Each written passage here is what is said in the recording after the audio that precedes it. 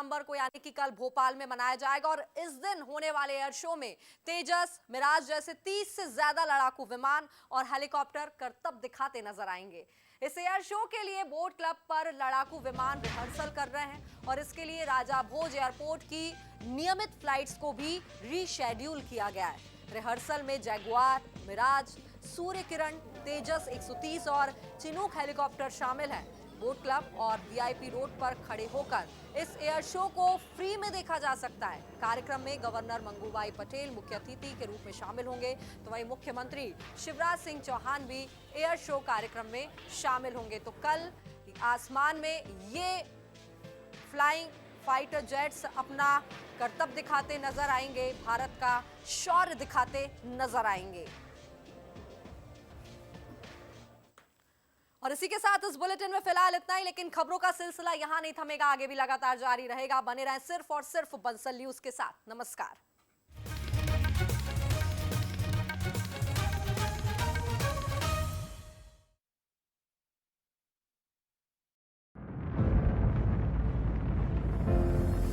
India is on the moon. We have our national pride placed on the moon. ये आज का भारत है, निर्भीक भारत, जुझारू भारत। प्रधानमंत्री जी का संकल्प है देश में साइंस और टेक्नोलॉजी की सदी बनाने का। चंद्रमा के दक्षिणी ध्रुव पर सबसे पहले पहुंचकर आइए वैज्ञानिक सामर्थ्य के इस शंखनाद को चंद्रयान महाक्विज में हिस्सा लेकर सेलिब्रेट करते हैं। मैं देश भर के स्टूडेंट से आग्रह करूंगा कि आप सभी बड़ी संख्या में इससे जुड़े। mygov.in पर जाएं, चंद्रयान 3 से जुड़े 10 सवालों के जवाब दें और 1 लाख तक के पुरस्कार जीते। चंद्रयान महाक्विज, खेले, जीते, गर्व करें।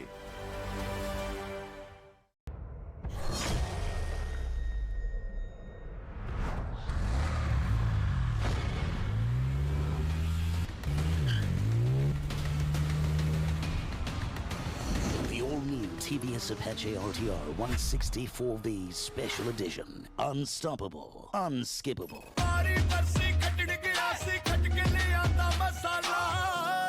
केड़ा मसाला ओए? छोलिए दा या लोबिए दा? पंजाबी छोले दा या पिंडी चने दा? अब छोलिया हो या लोबिया, पंजाबी छोले या पिंडी चने, सब कुछ मजेदार बने। नमस्ते मामा जी, मुझे जरा सीरियस बात करनी है आपसे। ये हमारे घर में हो क्या रहा है, जरा देखिए तो। कोई स्कूटी पर टहल रहा है। कोई लैपटॉप पर टक टक लगा हुआ है। कोई इस उम्र में भी घूमकर वापस आ रहे हैं। कोई रोज मेरे लिए फल और चॉकलेट ला रहे हैं। मैडम, सबको ये भी तो बताओ कि तुम खुद बचपन से ही लखपति बन के बैठी हो। हाँ? हंसता खिलखिलाता, आत्मविश्वास से भरा, ये है शिवराज परिवार। यहाँ गृहिणी के लिए सिर्फ 450 रुपए में गैस सिलेंडर, बहन को पढ़ाई के लिए साधन है, भैया को ट्रेनिंग के लिए बल, बुजुर्ग को तीर्थ यात्रा के लिए, बाऊजी को खेती के लिए और माँ को अच्छे जीवन के लिए मदद।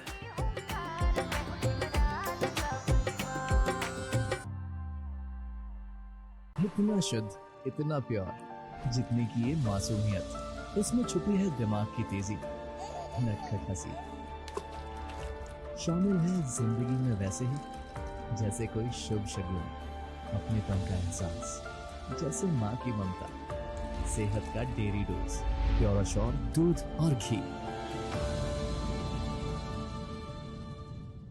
अब प्रदेश भर में नागरिक सुविधाएं लेना हुआ आसान, घर बैठे बैठे ही हो जाते हैं पूरे काम।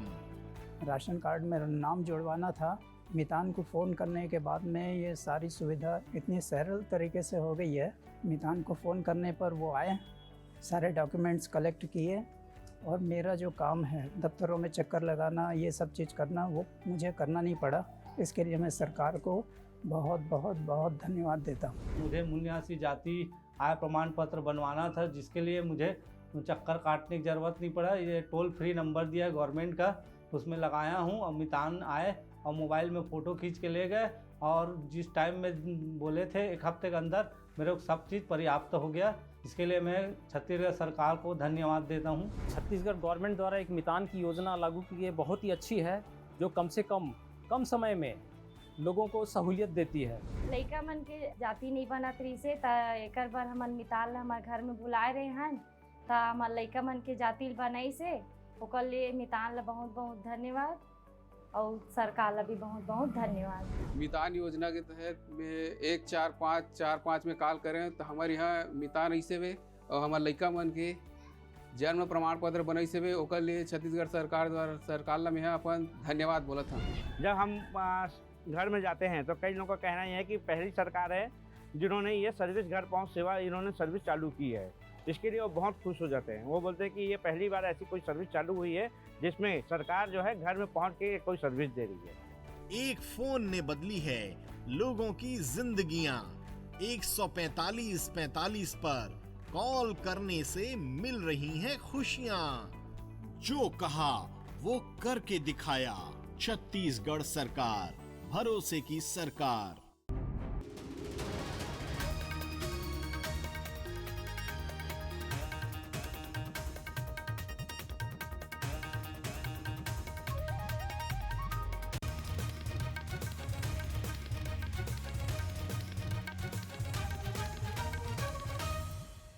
इस न्यूज के प्रायोजक है पारुल यूनिवर्सिटी वडोदरा, गुजरात। पेट सफा आयुर्वेदिक चूर्ण, पेट सफा तो हर रोग दफा। गोल्डी मसाले, जहाँ जाए रिश्ते बनाए गोल्डी मसाले। डॉक्टर ऑर्थो आयुर्वेदिक ऑयल और कैप्सूल, अब दर्द भी घुटने टेकेगा। Roop Mantra ayurvedic cream and face wash, ये कोई कॉस्मेटिक नहीं, आयुर्वेदिक औषधि है। सही तीखा सही लाल, एवरेस्ट का तीखा लाल।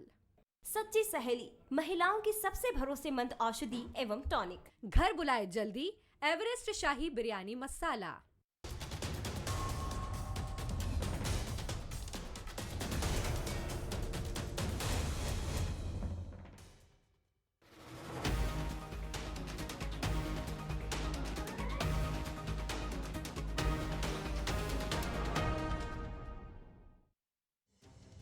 चुनावी मौसम, टिकट को लेकर माथापच्ची, मैराथन बैठकें। इन दिनों कुछ ऐसी ही सियासी फिजा है छत्तीसगढ़ की। 2023 की महाभारत से पहले प्रदेश की राजनीति में फिल्म गदर की एंट्री हुई है। गदर की बात होगी तो दूर तलक यानी पाकिस्तान तक जाएगी ही। नेता प्रतिपक्ष नारायण चंदेल ने कांग्रेस के टिकट वितरण में हो रही देरी पर तंज कसा। उन्होंने कहा कि कांग्रेस की लिस्ट आते ही गदर मचेगी। पहली सूची तो घोषित करे। अभी जो गदर फिल्म चल रहा है ना, वही चलेगा उनके यहाँ। जैसे सूची आएगी संभलेगा नहीं। नेता प्रतिपक्ष के निशाने पर डिप्टी सीएम टीएस सिंहदेव ने जहां गदर का मजा लेने की बात कही, तो वहीं कांग्रेस के संचार प्रमुख सुशील आनंद शुक्ला ने पलटवार करते हुए कहा कि ये छत्तीसगढ़ है, पाकिस्तान नहीं। आनंद लेंगे, गदर का भी आनंद लेंगे, पिक्चर का भी तो मजा लिया लोगों ने। गदर कहाँ होगी, क्या होगा, वो देखेंगे। तो मैदान में गदर होगी, उसका इंतजार। भारतीय जनता पार्टी के अंदर में 23-21 टिकट घोषित होने के बाद में जिस प्रकार से जूतम पैजाद मचा हुआ है, उसके बाद ये क्या बोल रहे हैं, क्यों बोल रहे हैं, इनके सोचने समझने की शक्ति खत्म हो चुकी है। ये छत्तीसगढ़ है, कोई पाकिस्तान नहीं है यहाँ पे जो गदर मचा देंगे।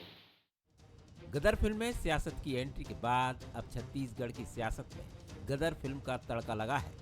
बीजेपी कांग्रेस को गदर के नाम पर डरा तो रही है, लेकिन सबसे बड़ा सवाल ये है कि अगर गदर मचा तो क्या कांग्रेस डैमेज कंट्रोल कर पाएगी। कुलेश्वर पांडे, बंसल न्यूज, रायपुर। नमस्कार, आज का मुद्दा में आपका बहुत बहुत स्वागत है। मैं हूं आपके साथ ललित। छत्तीसगढ़ में हो रहे सियासी गदर के बीच अब फिल्म गदर की भी एंट्री चुनावी महाभारत में हो गई है। इस महाभारत में जुबानी जंग में नेता पाकिस्तान का हवाला देने से भी पीछे नहीं हट रहे। बीजेपी ने लिस्ट आते ही कांग्रेस में गदर मचने की बात कहकर नए तरह के सियासी बयानबाजी को हवा में उछाल दिया है। आखिरकार क्या हो रहा है? जैसे जैसे चुनाव नजदीक आएगा ये बयानबाजियां कौन सा रूप लेते जाएगी ये कहना मुश्किल है।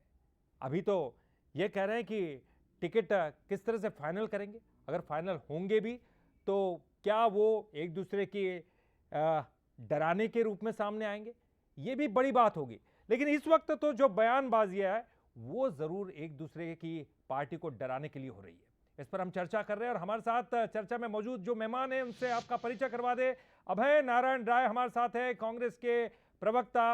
अभय जी, बहुत बहुत स्वागत करते हैं आपका बंसल न्यूज पर। श्रीचंद सुंदरानी जी हैं, बीजेपी के नेता हैं। सुंदरानी जी, आपका भी बहुत बहुत स्वागत करते हैं। और साथ ही साथ हमारे साथ वरिष्ठ पत्रकार राम अवतार तिवारी जी भी हैं। तिवारी जी, आपका भी बहुत बहुत स्वागत करते हैं बंसल न्यूज पर। और चर्चा की शुरुआत करेंगे, सबसे पहले आप ही से शुरुआत करते हैं सर। जैसे जैसे चुनाव नजदीक आ रहे हैं, देखिए बयानबाजी एक के बाद एक दोनों ही पार्टियां एक दूसरे पर तानती हुई दिखाई दे रही है। लेकिन यहाँ देखिए गदर की बात हो रही है, क्योंकि चुनाव में टिकट किसको मिलता है, किसको नहीं मिलता है, किसके टिकट कटते हैं और कैसे वितरण होता है, ये सब कुछ देखा जाता है। एक दूसरे की तरफ, एक पार्टी दूसरे पार्टी की तरफ देखती है कि क्या रणनीति बनाई जा रही है। लेकिन यहाँ देखिए जुबानी हमले तेज है और वो भी एक दूसरे को डराने के लिए गदर की बात करते हुए दिखाई दे रहे हैं। पाकिस्तान की एंट्री यहाँ पर होती हुई दिखाई दे रही है। किस रूप में आप देखते हैं सर इन बयानबाजियों को और इस वक्त सियासी हालात जो छत्तीसगढ़ में बन रहे उसको? छत्तीसगढ़ में इस समय दोनों राजनीतिक पार्टी प्रत्याशी चयन को लेकर गंभीरता से विचार मंथन में लगे हैं। जमीनी स्तर से लेकर ऊपर तक सर्वे का, पार्टी कार्यकर्ताओं का जाति समीकरण को समझने की कोशिश कर रहे हैं ताकि कोई गलती ना हो और सत्ता मिल जाए।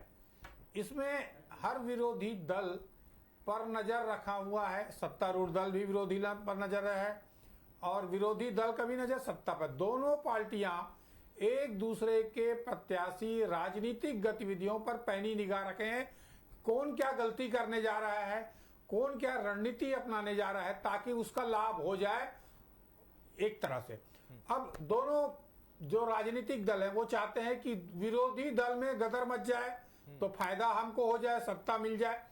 तो काम की संभावना या प्लान की संभावनाओं के अभाव में या रणनीति के अभाव में ये पार्टियां चाहती हैं कि कोई दूसरा गलती करे और पार्टी के बीच गदर मच जाए और जीत आसान हो जाए। जब भी पार्टियों में झगड़े चलते हैं, आपसी गुटबाजी मस्ती है या पार्टी में टिकट वितरण गलत हुआ तो उसका अतिरिक्त फायदा मिलता है विरोधी दल को। यही दो मंशा पाले हुए हैं, इस तरह के बयान दे रहे हैं। जहां तक छत्तीसगढ़ में बात है, कांग्रेस की जो टिकट है वो एक तरह से ये माना जा रहा है कि कुछ विधायकों की टिकट कटेगी, लगभग बाकी लोगों की तय है। दूसरी तरफ भाजपा की रणनीति क्या होगी ये उलझा हुआ है। क्या सांसदों को टिकट देंगे, क्या पिछले बार ज्यादा मतों से हारे विधायकों को टिकट देंगे, क्या जिनके खिलाफ नाराजगी थी पिछले बार उनको फिर से वापस देंगे, क्या नए कार्यकर्ता भाजपा के सेकंड लाइनर अभी तक बन नहीं पाए मजबूती से, क्या सेकंड लाइनर को देंगे। ये एक अलग अलग कयास है। हर के मन में है कि मेरे को टिकट मिल जाएगी क्योंकि उनको लग रहा है कि मैं चुनाव जीत सकता हूं। ऐसे में दोनों पार्टियां अलग अलग तरीके से समीकरण बनाने में लगी हुई हैं। इसमें एक जो बड़ी बात यह है कि दोनों पार्टियां सर्वे पे बहुत ज्यादा ध्यान दे रही हैं। दोनों पार्टियां कार्यकर्ता के और जाति समीकरण को देख रहे हैं और कई सीटें जो है वो उलझी हुई सीटें हैं। उलझी हुई सीटों के कारण आचार संहिता की तिथि की भी घोषणा पर नजर है, क्योंकि अभी प्रत्याशी घोषित करेंगे तो प्रत्याशियों का खर्चा मीटर का बढ़ जाएगा। तो अभी सरकारी खर्च में दोनों पार्टियां लगी। कल प्रधानमंत्री जी आ रहे हैं ताकि सरकारी खर्च में एक बड़ी सभा हो जाए कुछ कार्यक्रम करके। वैसे ही मुख्यमंत्री जी लगे हैं कि अभी जितनी घोषणाएं हैं वो घोषणाएं पूरी तरह कर ली जाए, चुनाव संहिता बची, कार्यक्रम निर्धारित कर लिया जाए और इससे जनता के बीच पहुंचा जाए। तो हर पार्टियां अपने समीकरण और इसी बहाने यानी कि सभी पार्टियां जो अपने समीकरण साधने में लगी है, जो प्रदेश में है वो प्रदेश में अपनी तिजोरी खोलने में लगी है, तो जो केंद्र में है वो कम से कम ये तो जानती है कि केंद्र की कौन सी योजनाओं को यहाँ लाया जाए, किस तरह से रणनीति बनाई जाए। जिस तरह से मध्य प्रदेश में उन्होंने किया, वो हो सकता है कि वो यहाँ भी छत्तीसगढ़ में करने की कोशिश में हो। लेकिन सबसे बड़ा सवाल है, श्रीचंद जी आपके पास आऊँगा। देखिए, आप ये कहते हैं, आपके जो नेता है वो इस तरह के बयान देते हैं, कांग्रेस में गदर मचेगा। निश्चित तौर पर आपके यहाँ तो जो है पहली लिस्ट घोषित हो चुकी है, कांग्रेस में अभी तक घोषित नहीं हुई है, मंथन चल रहा है। लेकिन आप ये कह रहे हैं कि अगर गदर मचेगा वो पाकिस्तान तक जाएगा।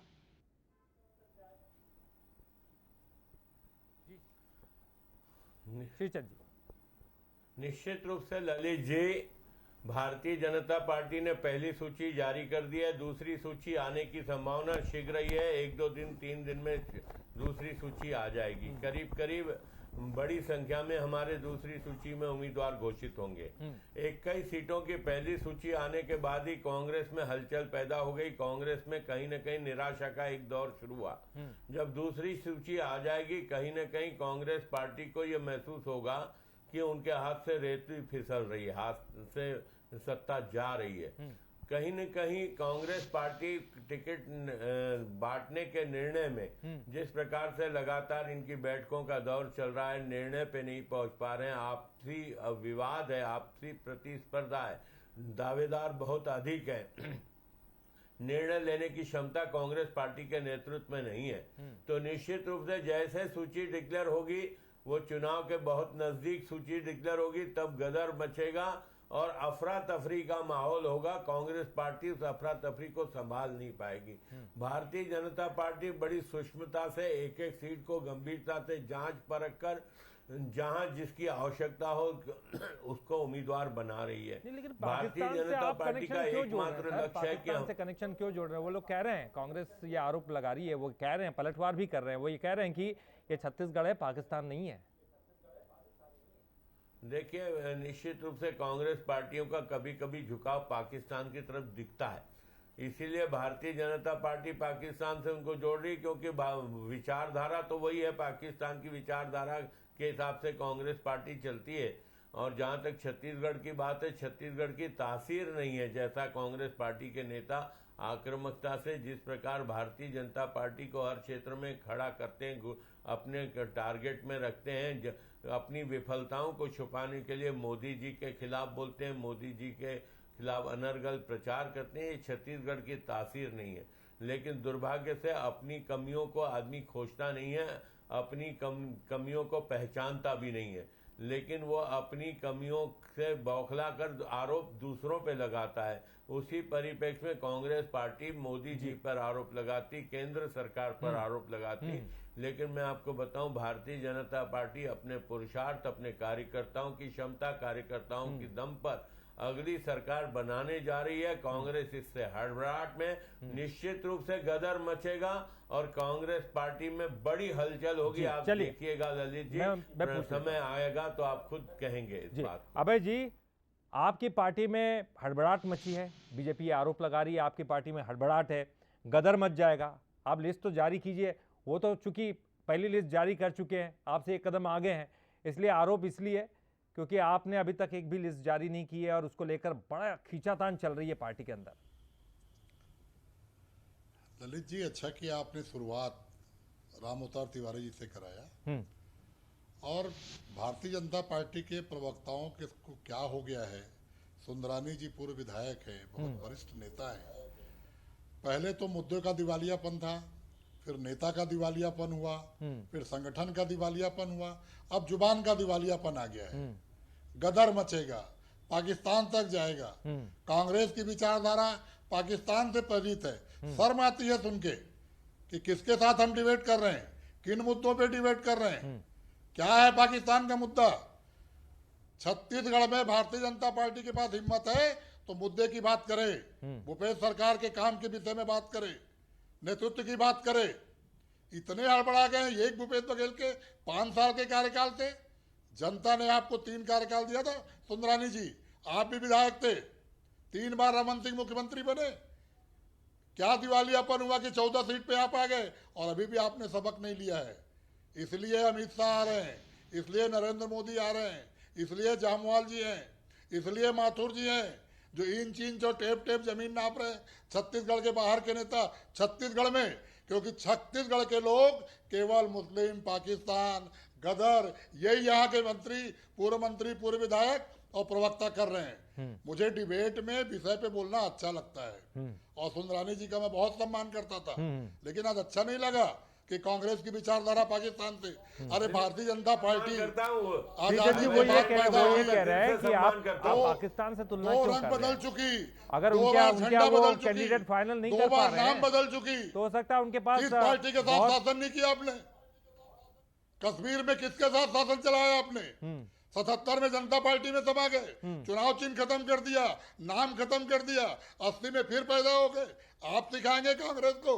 कांग्रेस ने इस देश को आजाद कराया, कांग्रेस ने इस देश को दुनिया का सरताज बनाया, कांग्रेस ने IIT दिए, कांग्रेस ने एम्स दिए।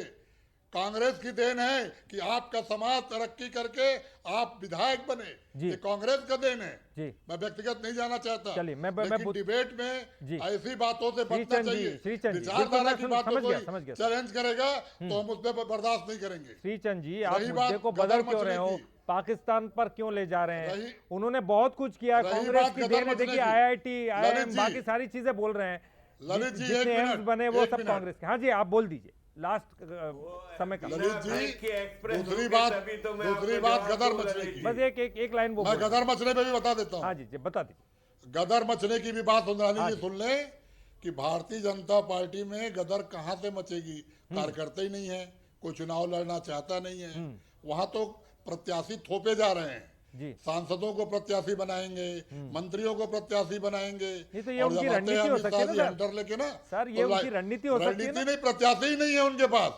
प्रत्याशी ही नहीं है। वो जो 21 प्रत्याशी उन्होंने डिक्लेयर किए हैं, कहाँ है, कहाँ नाम चल रहा है, कौन उनकी सुन रहा है? चलिए मैं उनसे बात, कौन उनको देख रहा है? श्रीचंद जी, कांग्रेस की पूरी तैयारी है और 2023 का मुकाबला अपनी कांग्रेस की विचारधारा के साथ हम करेंगे। श्रीचंद जी, वो कह रहे हैं कि प्रत्याशी कहाँ है आपके पास? श्रीचंद जी, प्रत्याशी कहाँ है आपके पास? आपके यहाँ भी वही चीज है, सिर्फ फुटबॉल वाली स्थिति है। ललित जी प्रकाश डालूंगा जी। एक तो अभय नारायण जी ने शायद कांग्रेस का इतिहास नहीं पढ़ा जी।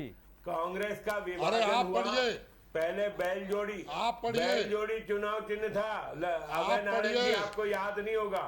उसके बाद आपका गाय बछड़ा चुनाव चिन्ह हुआ, विभाजन हुआ कांग्रेस का इंडिकेट सिंडिकेट बना, फिर आपके पंजा साहब चुनाव चिन्ह मिला। भारतीय जनता पार्टी के पहले जनसंघ था हमारे पास, दिया छाप चुनाव था, और आज हम कमल छाप है। इससे ज्यादा परिवर्तन नहीं हुआ। आपके 3 चुनाव चिन्ह बदले। आप अपना इतिहास को जानिए, भारतीय जनता पार्टी के बारे में बोलने से थोड़ा सा सोचिए। शायद आपको ये याद नहीं, गाय बछड़ा और बैल जोड़ी भी आपका चुनाव चिन्ह कभी रहा याद है, पंजा साहब के पहले। देश के लोगों को पूरा याद है। दूसरी बात मैं आपको बताऊं, हम पाकिस्तान से नहीं जाते, पाकिस्तान की बात कांग्रेस पार्टी करती है। श्रीचंद जी, एक सवाल श्रीचंद जी, एक सवाल मतलब आप कहते हैं कि ये पहले की कांग्रेस और अब की कांग्रेस अलग अलग है, आप ये कहना चाह रहे हैं?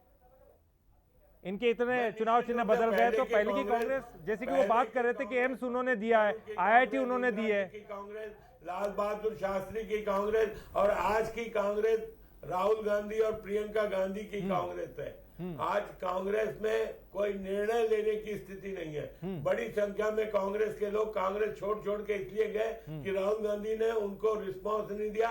आज बड़े वो उच्च पदों पर भारतीय जनता पार्टी पे काम कर रहे हैं। भारतीय जनता पार्टी दूसरे दलों से आए नेताओं का सम्मान करती है। रहा सवाल सांसदों को टिकट देने का या हमारे पास उम्मीदवार नहीं है, ये सोच अगर कांग्रेस की है तो कांग्रेस का ये दिवालियापन है। हमारे पास एक सीट पे 10, 12 उम्मीदवार है। क्योंकि हमें सरकार बनानी है, राजनीति में हम सरकार बनाने के लिए आए, क्योंकि बिना सरकार के हम अपनी नीतियों को जनता के बीच में जनता के हित में लागू नहीं कर सकते। इसलिए सरकार बनाना हमारा लक्ष्य है। हम उस लक्ष्य को पाने के लिए जो भी उपयुक्त कैंडिडेट होगा, हम जातिवाद से ऊपर उठकर हम ऐसे उम्मीदवार दे रहे हैं ताकि कांग्रेस उनकी काट न खोज पाए। तो आप उनकी जो पहली लिस्ट आएगी उससे पहले आपकी दूसरी लिस्ट आ जाएगी? निश्चित रूप से कांग्रेस की पहली सूची आने के पहले करीब 2/3 हमारे उम्मीदवार घोषित हो चुके होंगे। जी अभय जी बताइए, वो लगातार तैयारियों में व्यस्त है और वो आरोप तो इतना लगा रहे हैं, हालांकि आपकी रूलिंग पार्टी है और ये कहा जाता है जो रूलिंग पार्टी होती है वहाँ पर जो है कैंडिडेट भी बहुत सारे होते हैं, बहुत सारे लोग चुनाव लड़ना चाहते हैं। आपको वाकई ये समस्या बड़ी लग रही है? कांग्रेस अपने राष्ट्रीय अध्यक्ष का चुनाव भी लोकतंत्र से करती है और जिला अध्यक्ष और ब्लॉक अध्यक्ष चुनाव भी लोकतंत्र से करती है। हम लोग भारतीय जनता पार्टी की तरह थोपा हुआ राष्ट्रीय अध्यक्ष नहीं रखते। उसी तरह उम्मीदवार में हमने ब्लॉकों में आवेदन मंगाया, फिर उसकी स्क्रूटनी जिला स्तर पे की, फिर उसके ऊपर हमने प्रदेश में स्क्रूटनी की। अब वो सारी प्रदेश चुनाव समिति को सौंपी जा चुकी है। प्रदेश चुनाव समिति को राष्ट्रीय चुनाव हमारे स्क्रीनिंग कमेटी ने कहा है कि 3-3 नाम की जगह 1-1 नाम करके इनको दीजिए। 90 के 90 विधानसभाओं में 1-1 नाम करने का कवायद चल रहा है। चूंकि सर्वे भी होता है, प्रतिक्रियाएं भी देखी जाती हैं, जिनका आवेदन आया था उनके भी पार्टी के प्रति लगाव देखे जाते हैं, जीतने की क्षमता देखी जाती है। दोनों पार्टियों की रणनीति का हिस्सा है। वो लोग भी ऐसा करके कर रहे होंगे, लेकिन उनकी तरह राष्ट्रीय नेताओं को आकर उम्मीदवार नहीं छांटना पड़ रहा है। हम छांट के हम अपना कार्य पूरा कर प्रदेश स्तर पे बहुत जल्द हम इसको स्क्रीनिंग कमेटी को देंगे और स्क्रीनिंग कमेटी राष्ट्रीय चुनाव समिति को देगा। और भारतीय जनता पार्टी के चुनाव दूसरी लिस्ट आते आते कांग्रेस की भी लिस्ट आ जाएगी। कांग्रेस की लिस्ट चौंकाने वाली लिस्ट आएगी। जी चलिए, कोई थोपी हुई लिस्ट नहीं आएगी। तिवारी जी आपसे जानना चाहूंगा, देखिए बात बढ़ती जाती है तो कहां तक पहुंच जाती है, वो दोनों ही पार्टियों के इतिहास भी हमको पता लगने लगे, कौन सी पार्टी के कितने चुनाव चिन्ह बदले हैं और कितनी पार्टियां बदली हैं। सवाल ये उठता है कि जैसे कि मैं उनसे कह रहा था कि रूलिंग पार्टी होती है तो वहाँ पर कैंडिडेट्स भी बहुत सारे होते हैं, बहुत लोग चुनाव लड़ना चाहते हैं, जीतने वाली पार्टी के साथ हर कोई जाना चाहता है। लेकिन बीजेपी के पास जो है बाहर के जो कद्दावर नेता आते हैं, बड़ी बड़ी रणनीतियाँ बनाई जाती है, कहीं ना कहीं एक प्रकार से डर भी बैठता जा रहा है कि अगर हमने किसी ऐसे व्यक्ति को टिकट दे दिया और ऐसे व्यक्ति का टिकट काट लिया तो कहीं पार्टी के अंदर गदर न मच जाए, कहीं इस तरह की स्थिति निर्माण न हो जाए कि पार्टी को अंदर ही संभालने में मुश्किल हालात का सामना करना पड़ जाए। तिवारी जी, क्या दोनों ही पार्टियों की बात कर रहा हूं, दोनों ही पार्टियों के लिए एक बड़ी चुनौती रहती है? देखिए, छत्तीसगढ़ में भाजपा को अगर देखेंगे तो भाजपा के सामने चुनौतियां बहुत है। इसलिए है कि पिछले बार बुरी हार हुई है, उसके बाद उसको किस तरह का नेतृत्व नया देना है, कौन सामूहिक नेतृत्व में लड़ा जाएगा कि किसी और नेतृत्व को लाएंगे, पुराने लोगों को टिकट देंगे या नए को टिकट देंगे, किस तरह के मुद्दे देंगे, नया लोगों को लाते हैं ताकि उनकी रणनीति बने। एक टिकट को लेकर है, टिकट को लेकर गंभीरता है, समीकरणों को देख रहे हैं कि कई इस तरह से, जैसा पहली टिकट उनका ठीक था, उतना विरोध नहीं हुआ, उसी तरह से विरोध ना हो और एडजस्ट कर लिया जाए, क्योंकि फूक फूक कर कदम उठा रही भाजपा की कैसे उनको नया लीडर तैयार करना है, पुराने लीडरों को संतुलित करना है और कौन नेतृत्व जो जुझारूपन के साथ छत्तीसगढ़ में भाजपा को खड़ा कर पाए। जी, कई ऐसी उनके पास से चुनौतियां हैं। दूसरी तरफ भाजपा है, भाजपा को यह भी चुनौती है कि जो भूपेश बघेल है वो हिंदुत्व को लेकर चल रहे हैं, किसानों को लेकर चल रहे हैं, अलग अलग समाजों को साधने की कोशिश कर रहे हैं योजनाओं के जरिए, तो उससे कैसे निपटा जाए। कांग्रेस है, कांग्रेस अपने अंतर विरोध है। जी, कांग्रेस को ज्यादातर नुकसान कांग्रेसियों से होता है, गुटबाजी तो अक्सर कांग्रेस को परेशान करती रही, करने की कोशिश की है पहले। अब उसके बाद जो विधायकों के खिलाफ नाराजगी बिल्कुल, उस नाराजगी को कैसे किसका, चलिए मैं यही सवाल मैं अभय जी से पूछना चाहूंगा। अभय जी, गुटबाजी कांग्रेस की एक बड़ी समस्या रही है। देखिए, मैं केवल कांग्रेस की बात नहीं कर रहा हूँ, बीजेपी के पास भी ये प्रॉब्लम तो है, लेकिन खासतौर पर चूंकि रूलिंग पार्टी है, आप छत्तीसगढ़ में शासन कर रहे हैं, तो ऐसे में गुटबाजी पर लगाम लगाने के लिए क्या आपको बहुत सारे प्रयत्न करने पड़ेंगे। और खास बात इसलिए भी क्योंकि ये समय ऐसा है कि जितनी जल्दी लिस्ट जारी होगी उतनी जल्दी उनको प्रचार करने का मौका मिलेगा, तैयारी करने का मौका मिलेगा, लेकिन समय आगे आगे चलता जा रहा है, इसलिए दूसरी पार्टियां भी निशाना बना रही है और कयासों का दौर भी चल रहा है। जी अभय जी, देखिए, एक दूसरे पार्टी पे नजर रखने का काम तो दोनों पार्टियां करती हैं। कांग्रेस अगर भाजपा की लिस्ट पे रखी है तो भाजपा के लोग भी हमारे ऊपर अपनी निगाह रखे हुए हैं और रखनी चाहिए, राजनीति में ऐसा होता है। रही बात कांग्रेस की, आपने कहा गुटबाजी तो कांग्रेस में है ही नहीं। जी। लेकिन अगर टिकट किसी को नहीं मिलता है और उसका वाजिब हक होता है और किसी कारण से वो टिकट नहीं पाता तो नाराज होना उसकी स्वाभाविक प्रक्रिया है।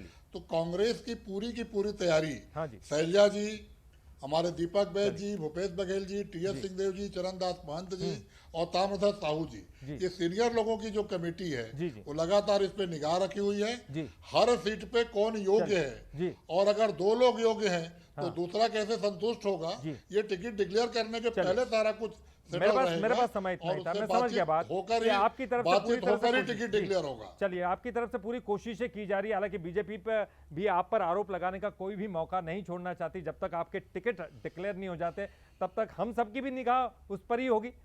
अभय जी, बहुत बहुत शुक्रिया करेंगे। श्रीचंद जी, आपके पास एक बार और आना था, आ नहीं पाया, समय कम है, बहुत बहुत शुक्रिया आपका भी।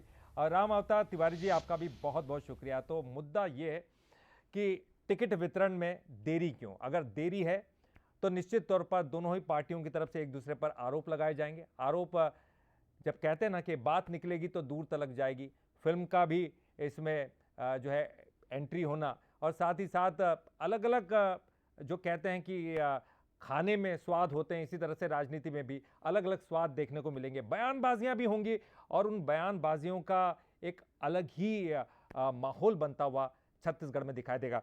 इस खास पेशकश में इतना ही। बंसल न्यूज पर खबरों का सिलसिला लगातार जारी है।